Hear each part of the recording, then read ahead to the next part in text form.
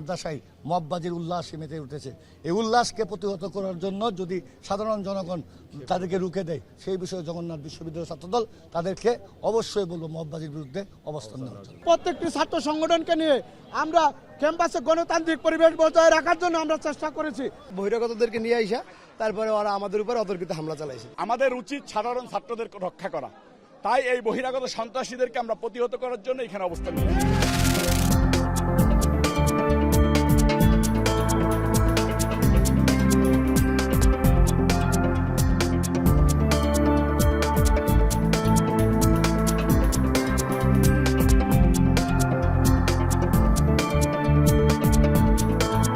শহীদ মিনার থেকে রাজু ভাস্কর্য পর্যন্ত ছাত্র গণ জামায়াত আমরা পালন করব এবং এই গণ জামায়াত থেকে শিক্ষার্থীদের পক্ষ থেকে, ইসলামী ছাত্র শিবিরের পক্ষ থেকে সরকারের প্রতি আজকের এই ন্যাক্কারজনক হামলার বিচারের দাবি জানাবো।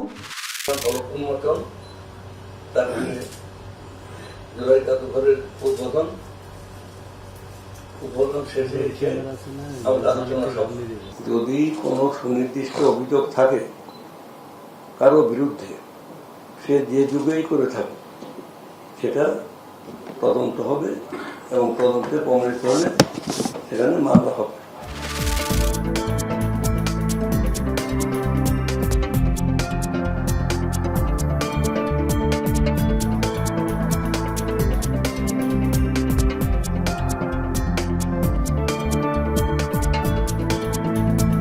শেখ হাসিনা একদিকে ব্যাংক আত্মসাৎ করেছে, শেয়ার বাজার লুট করেছে, সে টাকা আত্মসাৎ করেছে, জমি দখল করেছে, নিজের আত্মীয় স্বজন, নিজের সহ আত্মীয় স্বজনের নামে ৬০ কাঠা জায়গা নিয়েছে পূর্বাচলে।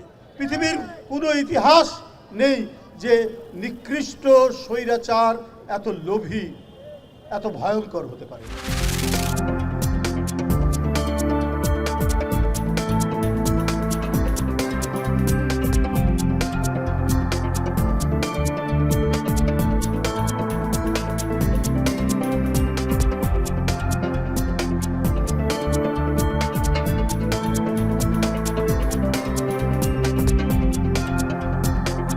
সরকারের দায়িত্ব আছে, আপনারা উদ্যোগ নেন, সঠিক ইতিহাস রচনা করেন, কিন্তু আমি খুব আশাবাদী হতে পারছি না।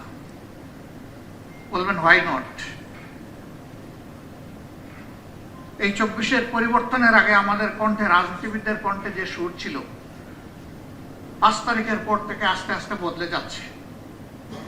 ১২ ফেব্রুয়ারি ২০২৬-এর পরে ব্যাপকভাবে বদলে গেছে। আগে যে সমস্ত কথা বলেছেন, অঙ্গীকার ব্যক্ত করেছেন, অনেকে এটা এখন বেমালুম ভুলে গেছে।